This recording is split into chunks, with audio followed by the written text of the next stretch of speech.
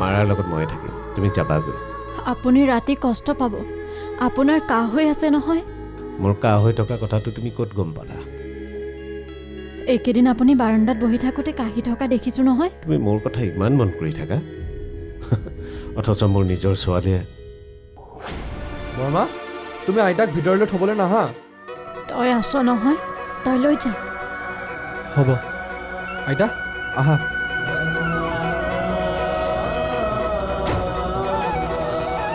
ব'লা আইতা।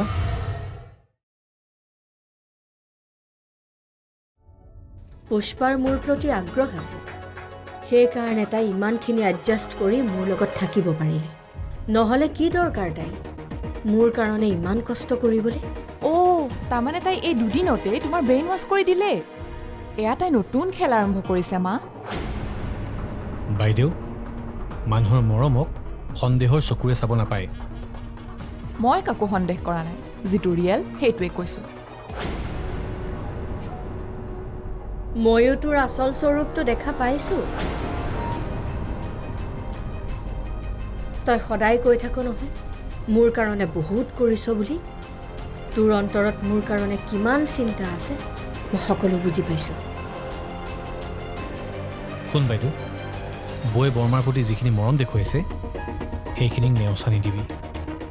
মৰমবোৰক অলপ মৰমেৰে চাবলৈ চেষ্টা কৰচোন, দেখিবি তোৰ নিজৰো ভাল লাগিছে।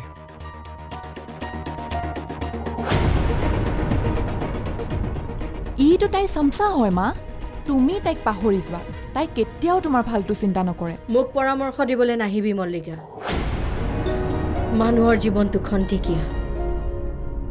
সেইদিনা মোৰ কিবা এটা হোৱা হ'লে মই এইখন পৃথিৱীৰ পৰা এজনী বেয়া শাহু বুলিয়েই বিদায় ল'বলগীয়া হ'লহেঁতেন। মোৰ ভাগ্য ভাল যে ঈশ্বৰে মোক এইখিনি কথা বুজি পোৱাৰ এটা সুযোগ দিলে। হা, তাৰমানে তাইৰ প্ৰতি থকা বেয়া ভাৱবিলাক শেষ হৈ গ'ল নেকি? মোৰ অন্তৰত বন্ধ হৈ থকা দুৱাৰখন খোল খালেও দুৱাৰখন খোল খালে।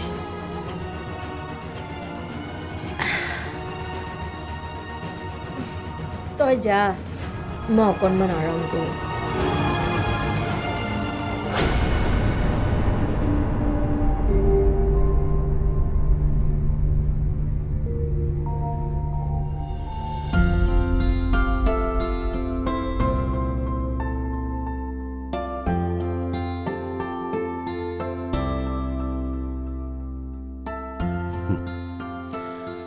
যিটো সাহস মই ইমান বছৰে কৰিব পৰা নাছিলোঁ, সেই সাহস মোৰ নাতি কুণালে কৰি দেখুৱালে।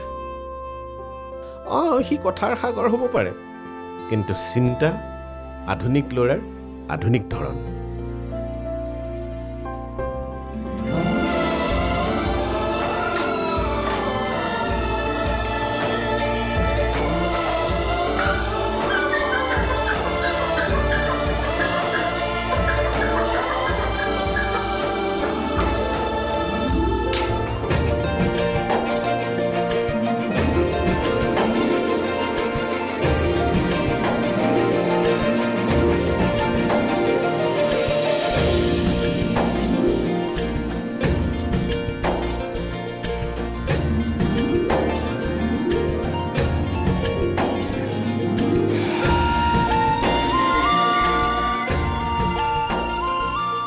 এতিয়াহে এখন পৰিপূৰ্ণ ঘৰ হ'ব, পৰিপূৰ্ণ।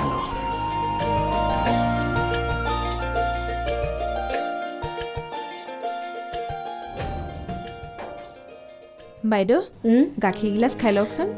মঞ্জু, মোৰ এতিয়া বেমাৰ নাই নহয়। তুমি খোৱা বস্তুবোৰ ৰুমলৈকেনো কিয় আনিছা? একো নহয়, খাওকচোন। আপুনি ডাইনিং ৰুমত গৈ খাবৰ বাবে অসুবিধা পাব পাৰে নহয়। নাপাওঁ মঞ্জু, এতিয়া মই একো অসুবিধা নাপাওঁ। মানুহৰ অন্তৰবোৰ খোল খাই গ'লে অসুবিধাবোৰ নিজে নিজে আঁতৰি যায়। মঞ্জু, ভালে হ'ল তুমি ইয়াতে আছা। তোমাক কথা এটা সোধাই হোৱা নাই হে। কি কথা দাদা? মানে হেৰি, আমাৰ পুষ্পা আৰু মাইনাক মই ইয়ালৈ লৈ আহোঁ বুলি ভাবিছোঁ। তোমালোকৰ একো অসুবিধা নহয়তো? আমাৰ একো অসুবিধা নহয়, সিহঁতি আহিলে আমি ভালহে পাম। হয় নেকি? ঠিক আছে, মই লৈ আহোঁ ৰ'বা সিহঁতক। ৰ'ব, আপোনাক এনেকৈ সিহঁতক আনিবলৈ যাবলৈ দিব নোৱাৰোঁ। সিহঁতক আনিবলৈ ময়ো যাম। তেতিয়াহে যদি তাই আহে। ঠিক আছে তেতিয়াহ'লে ব'লা আহা। তাৰ আগতে গাখীৰ গিলাচ খাই লওক। বোৱাৰী অহাৰ পাছত মই আলপৈচান ধৰাৰ সুযোগ পাওঁ নে নাপাওঁ কোনে জানে। লওক। দিয়া। তাৰমানে বৌ আৰু মইনা ঘূৰি অহাটো ফাইনেল হ'ল। বৰদেউতা আৰু বৰমা যাব তেওঁলোকক আনিবলৈ। তুমি কিয় সুধিলা? বৌহঁত অহাৰ বাবে তুমি ভাল পোৱা নাই নেকি? মোৰ বেয়া লাগিব লগানো কি আছে? তাৰমানে তুমি বৰ ভালো পোৱা নাই। মোৰ ভাল লাগিব লগানো কি আছে? তেওঁলোকৰ নিজৰ পৰিয়ালৰ মানুহ মন গৈছিল উলিয়াই দিলে, আৰু এতিয়া মন গ'ল ঘূৰাই আনিলে। কিয়? তেওঁলোক তোমাৰ নিজৰ মানুহ নহয়? বৰমাহঁতে জানো কেতিয়াবা আমাক নিজৰ বুলি ভাবে কোৱাচোন? আমি যে তেওঁলোকৰ নিজৰ মানুহ নহয়, পাকে পকাৰে সেই কথাটো বুজোৱাৰেই চেষ্টা কৰে। বৰমা কিন্তু এতিয়া এজনী সম্পূৰ্ণ বেলেগ মানুহ। দুদিনৰ কাৰণে বেলেগ হ'লে কি হ'ব? দুদিন পাছত জীয়েকে আকৌ সেই একেই কৰি পেলাব। নাই নাই, এইবাৰ নোৱাৰে। এইবাৰ বৰদেউতাই ধৰিব নহয়। এটা সময়ত বৰ্তাও জীয়েকৰ কথা মতে লেটু সেতু হৈ যায়। দুদিন পাছত আকৌ সেই আগৰ নাটকখনেই আৰম্ভ হ'ব। ৰ'বা, এইখন ঘৰত থাকিবলৈ হ'লে ঘৰখনৰ নিয়ম নীতিও মানি চলিব লাগিব। ঘৰৰ নীতি নিয়ম সকলোৱে মানিব লাগিব। এইখন ঘৰত থকা সকলোৱে মানিব লাগিব। তয়ো মানিব লাগিব। মই আকৌ কি নিয়ম মানিব লাগে?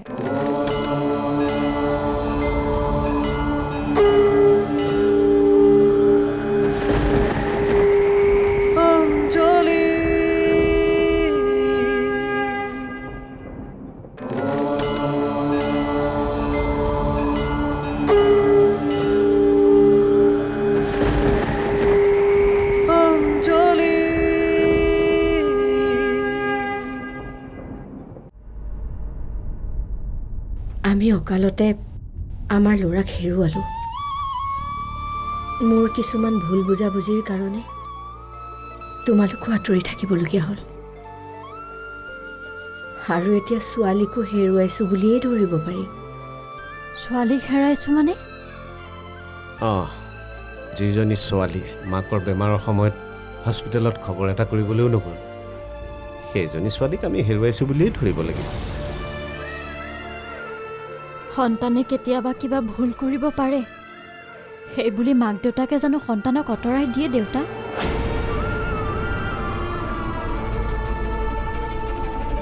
বাইদেউ যিয়ে নহওক, যিয়ে নকৰক, আপোনালোকৰে সন্তান নহয় জানো? স্বামীৰ ঘৰখন এৰি বাইদেউ আপোনালোকৰ ওচৰলৈ অহা নাই জানো? তুমি আৰু মই নাই ঘৰলৈ ঘূৰি গৈ মোক এটা সুযোগ দিয়া পুষ্পা। মই এজনী ভাল শাহু হ'ব খোজোঁ। মই আপোনাক কি সুযোগ দিম মা? আপুনিহে মোক বোৱাৰী হোৱাৰ সুযোগ দিছে। এজনী নাৰী মাক হ'লে সম্পূৰ্ণ হ'ব নোৱাৰে। মাক হোৱাৰ লগতে পত্নী, বোৱাৰী, বাই ভনী হ'লেহে এগৰাকী নাৰী সম্পূৰ্ণ হ'ব পাৰে।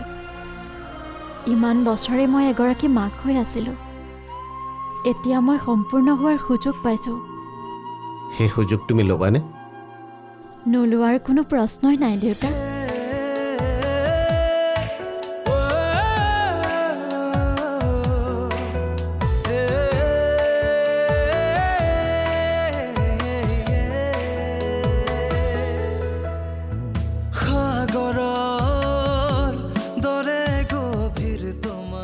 আহ,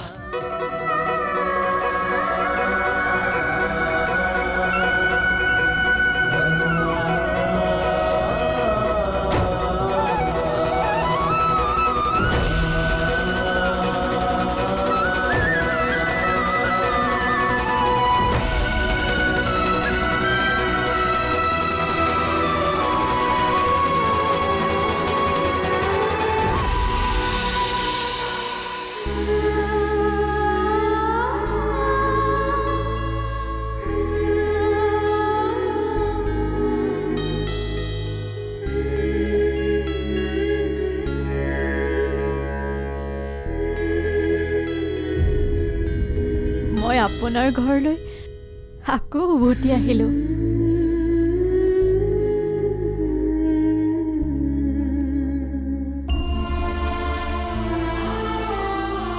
দেউতাৰ ফটোখনক সুধিছে তই যে সেৱা কৰি থাক।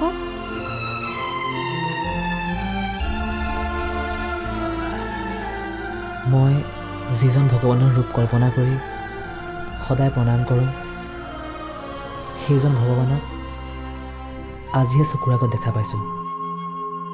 মোক আশীৰ্বাদ কৰিবা দেউতা। তোমালোকৰ কোঠাটো খোলা আছে, যোৱা পুষ্পা, কোঠালৈ যোৱা। ৰ'বা, এইখন ঘৰত থাকিবলৈ হ'লে ঘৰখনৰ নিয়ম নীতিও মানি চলিব লাগিব। ঘৰৰ নীতি নিয়ম সকলোৱে মানিব লাগিব। এইখন ঘৰত থকা সকলোৱে মানিব লাগিব, তয়ো মানিব লাগিব। মই আকৌ কি নিয়ম মানিব লাগে? মানিব লাগিব। বিয়া দিয়া ছোৱালীৰ নিয়ম মানি তই প্ৰদীপৰ ঘৰলৈ উভতি যাব লাগিব। মই ইমান বছৰৰ পাছত আকৌ তালৈ যাম? যাব লাগিব।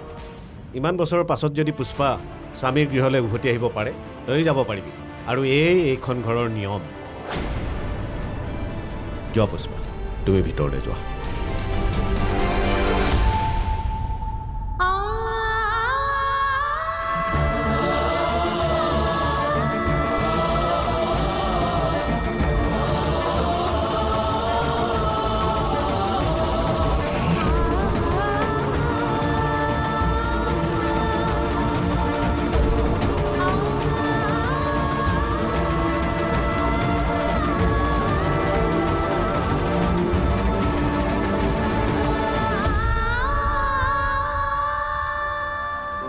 হেৰি, আজি 20টা বছৰে মই যি ভুল কৰি আহিছিলোঁ, সেই ভুল সহ্য কৰিও আপুনি যে আজি মোৰ চকু মোকলাই দিলে, আপোনাৰ ওচৰত চিৰকৃতজ্ঞ হৈ ৰ'ম।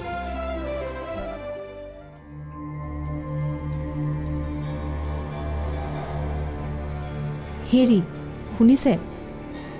হেৰি, কোৱা, ক'লেহে শুনিম। প্ৰদীপ আহিছে। কোন প্ৰদীপ? মল্লিকাৰ হাজবেণ্ড আকৌ। এই ঘৰৰ জোৱায়েকটোক পাহৰি গ'ল নেকি? আমাৰ এজন যে জোঁৱাই আছে, পাহৰিয়ে গ'লোঁ। দাদাই বোলে তাক মতাই আনিছে। মল্লিকাক ঘৰলৈ লৈ যাব। আপুনি সোনকালে আহক অকণমান। যোৱা, মই কৈ আছোঁ। মই তোমাক অনুৰোধ কৰিছোঁ প্ৰদীপ, তুমি মল্লিকাক তোমাৰ লগতে ঘৰলৈ লৈ যোৱা।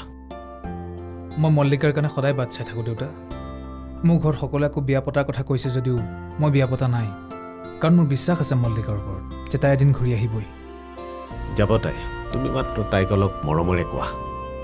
তুমি মোৰ অনুৰোধটো ৰাখিবানে? কওক দেউতা, নিশ্চয় ৰাখিম। মা, মই যাবলৈ ওলালোঁ। যা। মানুহৰ স্বামী স্ত্ৰীৰ সম্পৰ্কটোৱে আচল সম্পৰ্ক, বাকী সকলোবোৰ দুদিনৰ লগৰী।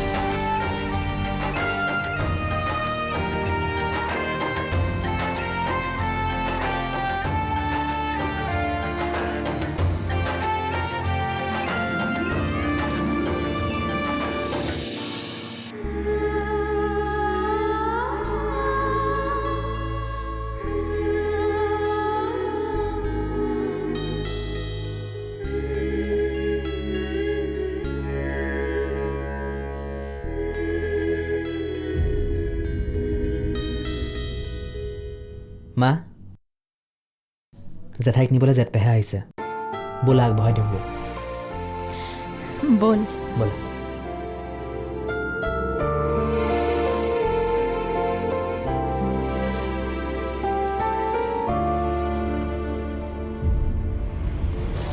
মা মই যাবলৈ ওলালোঁ। যা, মানুহৰ স্বামী স্ত্ৰীৰ সম্পৰ্কটোৱে আচল সম্পৰ্ক, বাকী সকলোবোৰ দুদিনৰ লগৰী।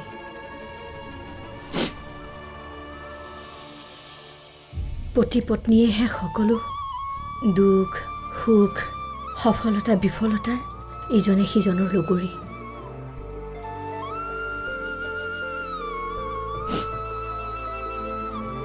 যা,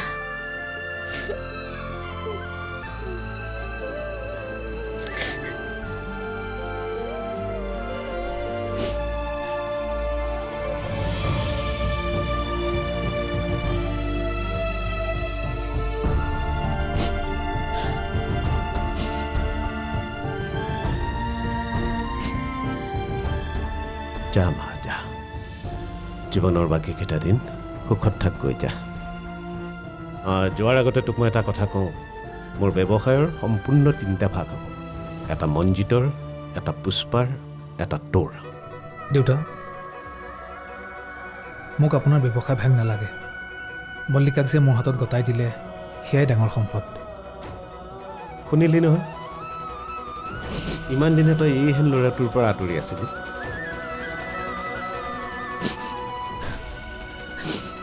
অঁ, কইনাই কান্দা কাটা কৰি বিদায় ল'লেই নেকি? নহ'ব দেই জেঠ পেহা, আপোনালোক সকলোকে এনেকৈ যাবলৈ দিয়া নহ'ব। আমি যোৱাৰ আগতে সকলোৱে খানা এটা খাম। মই কিন্তু মাছ মাংস অৰ্ডাৰ দিলোঁৱেই। মইনাদাই ৰান্ধনি বিচাৰি গৈছে। জেঠাইক খানা খোৱাৰ পিছতহে যাবলৈ দিম। ৰহ, এতিয়া এইবোৰ খানা চানা পাতিব নালাগে, পাছত হ'ব এইবিলাক। হ'ব দেউতা, কুণালৰ মতেই হ'ব। আমি ভাত খাই যাম। এনেও এই ঘৰখনৰ মিলনটো কুণালৰ বাবেই হৈছে, গতিকে তাৰ কথা জানো পেলাব পাৰি। তাৰমানে আমাৰ কথাসাগৰ আজিকালি হিৰো হৈ গ'লি। বাৰু ঠিক আছে, চাওঁচোন তই কি খানা গোটাব পাৰ।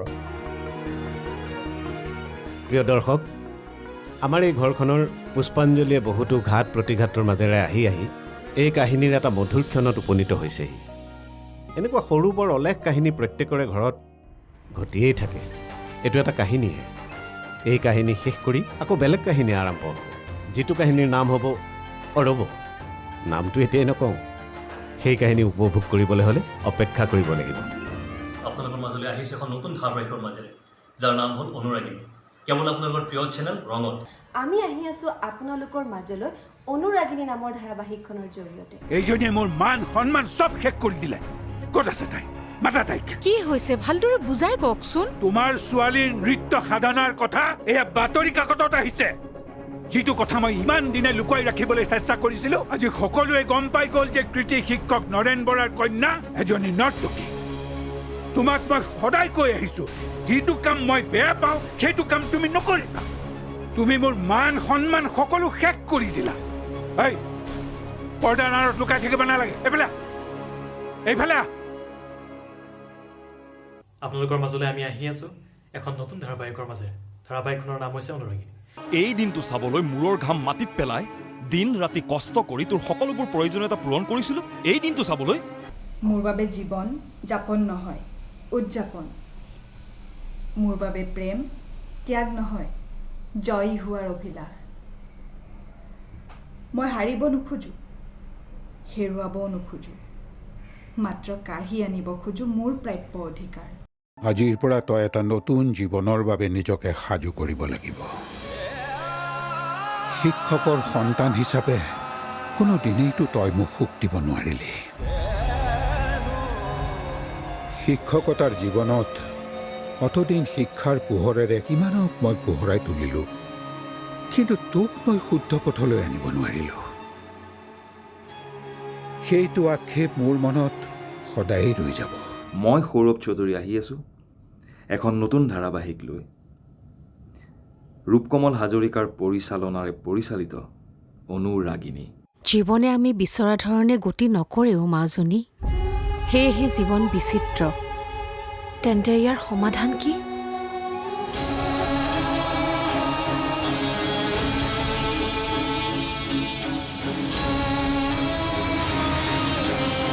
জীৱনৰ এন্ধাৰবোৰ আঁতৰাই পোহৰৰ সপোন দেখুৱাবলৈ আমি অতি সোনকালে আপোনালোকৰ ওচৰলৈ আহি আছোঁ অনুৰাগিনীৰ জৰিয়তে।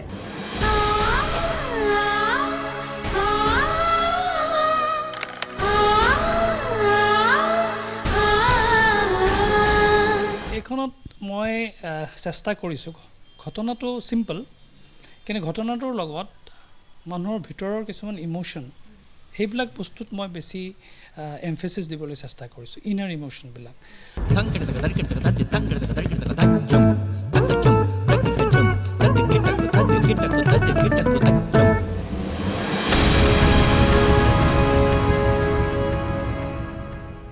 নৃত্যৰ ছন্দেৰে জীৱনে গতি নকৰে গতিকে তই চিৰদিনৰ কাৰণে নৃত্য বিসৰ্জন দিব লাগিব আৰু বিসৰ্জন দিব লাগিব এজনী নৰ্তকীৰ সমস্ত সত্তা